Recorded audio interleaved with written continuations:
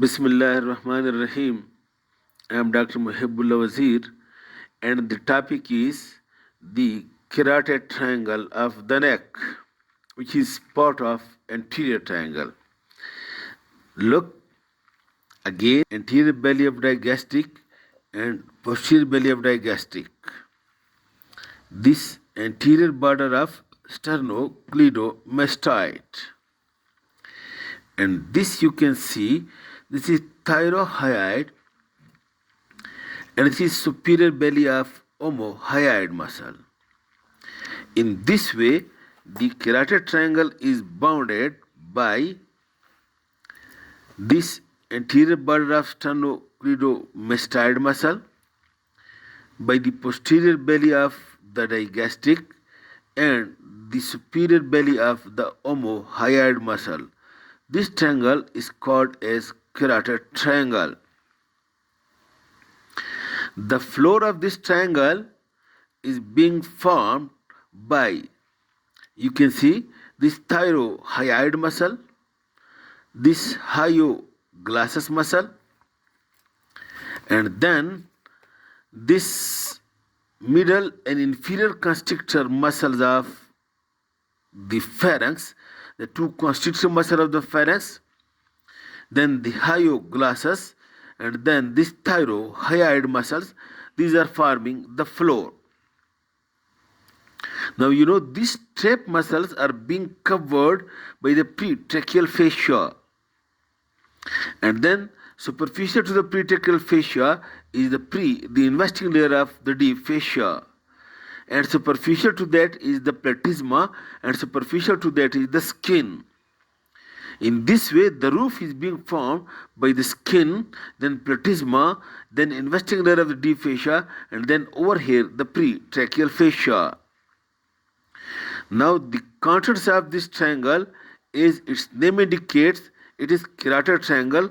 So you must not forget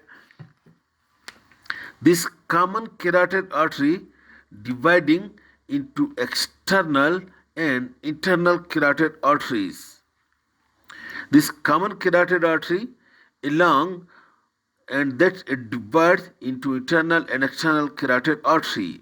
And you know that this internal carotid artery and then common carotid artery, this is always accompanied by the internal jugular vein, and between the two lies the vagus nerve enclosed in the carotid sheath. So over here, don't forget that this common carotid artery and external carotid artery and internal jugular vein and the vagus nerve between the two enclosed in the carotid sheath.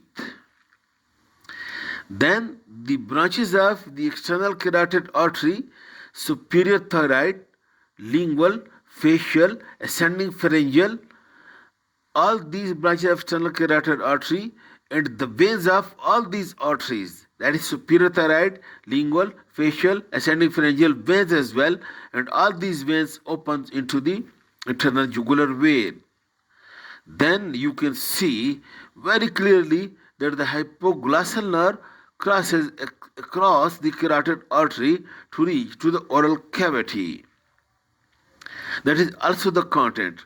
And then some branches of the vagus nerve, that is the internal and internal laryngeal nerve, branch of superior laryngeal nerve, which is the branch of vagus nerve, these are also being included in this carotid triangle, and maybe some fluid nodes also. Okay, this is the carotid triangle and important for the carotid vein, and this lies over here. Just look, when you just put your hand and replace this sternocleidomastoid, over here deeply lying is the carotid vessels along with the carotid sheath, along with the internal jugular vein, and along with the vagus nerve. And then these three muscles you can see, this is the sternothyroid, this is the omohyoid, and this is thyrohyoid, and this muscle you can see again, this is the constrictor muscle of the pharynx, and this is the posterior belly of the digastric muscle. This is about the carotid triangle. Thank you very much.